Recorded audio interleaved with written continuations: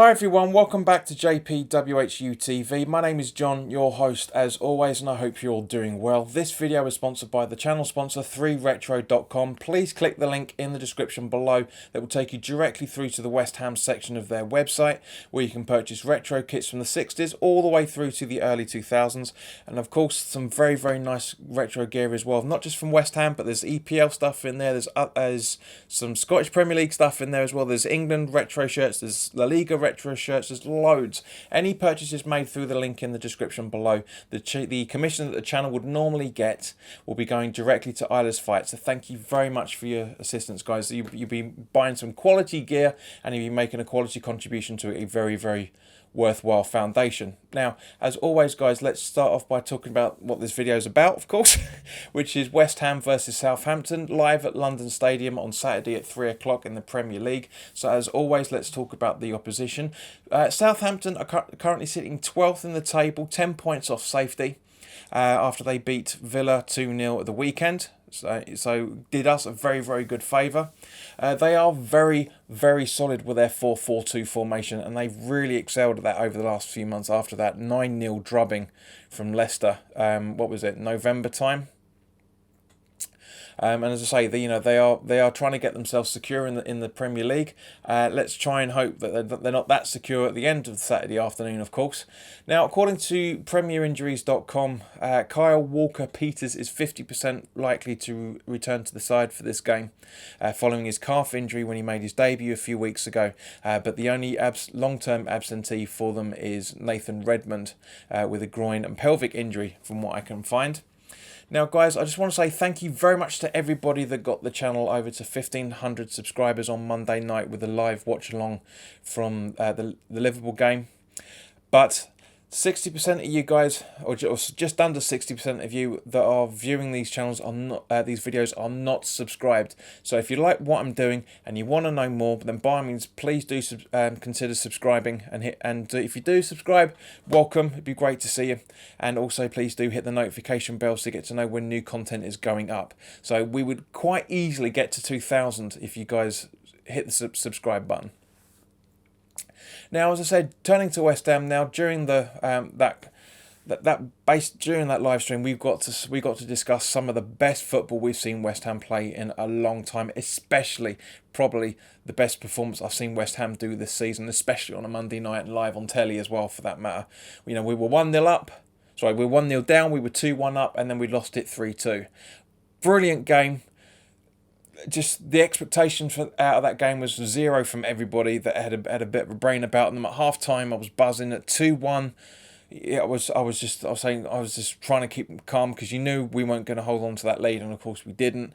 During the second half, Thomas Soucek picked up an abductor strain, and I've got a bit of an issue with this. I'm going to go off script for a bit. I've got a bit of an issue with this because David Moyes knew that he had that injury at half time. So why did he keep him on? Why didn't he just make the substitution at half time? That really gets my goat. But overall, I thought David Moyes did do quite well that game. I was very impressed with what he did. The formation spot on.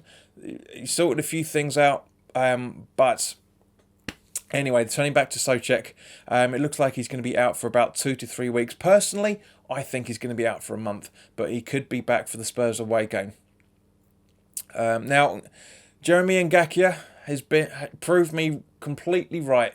I've been calling out for him to be at right back ever since he made his debut against Liverpool at home, and Monday night he was just superb. Absolutely proved his worth, and quite rightly so. As far as I'm concerned, he is our right back until the end of the season, even if Fredericks comes back. Now, Fredericks is still being assessed, so there's a very good chance we're not going to see him until the end of the season. And from my point of view, I really hope that's the case, because Ngakia deserves to stay on. He really does, as does Fabianski. The man has saved us time and time again over the last 18 months and had one bad game. Yes, he made two or three mistakes, and there is arguments, and quite rightly so, to a degree, especially for the second one, that he was culpable for all three. But at the same point, he's kept us in games. He's kept us in the league over the last 18 months. So everybody, he's only human at the end of the day. Everybody has a bad day, so we need to try and give him a bit of credit, and and just let him just sink back to normal, because I'm sure he'll be back to normal. It was nice to read that he apologised after the game to everybody in the dressing room.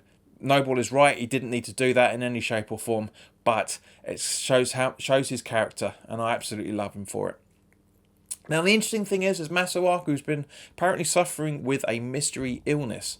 So could it be defensivitis? Because the guy needs to learn how to defend. That's for damn sure.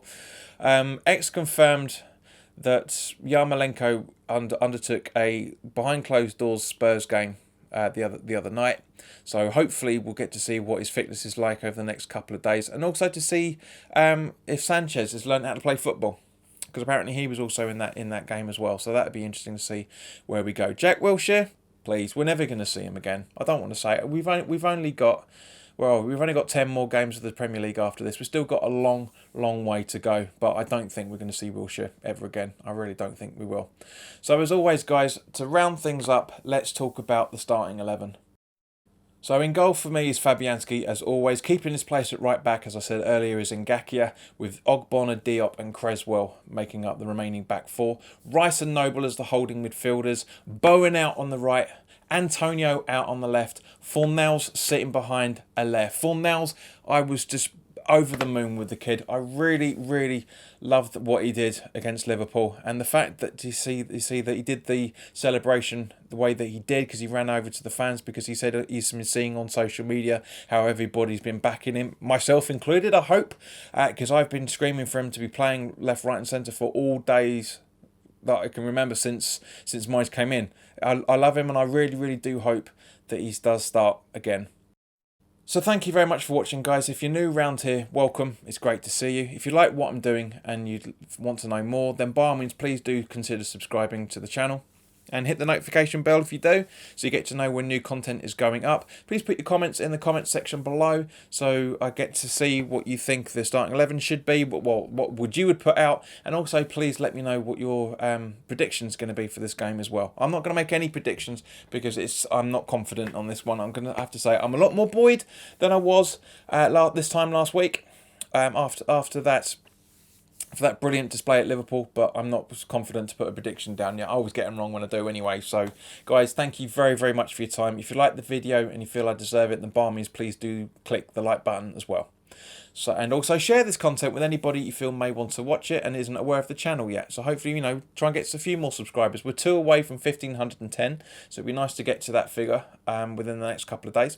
But guys, enjoy the rest of your week. And I will see you on Saturday or Sunday, obviously at some point over the weekend, for my post-match reaction to it. So all the best, guys. Take care.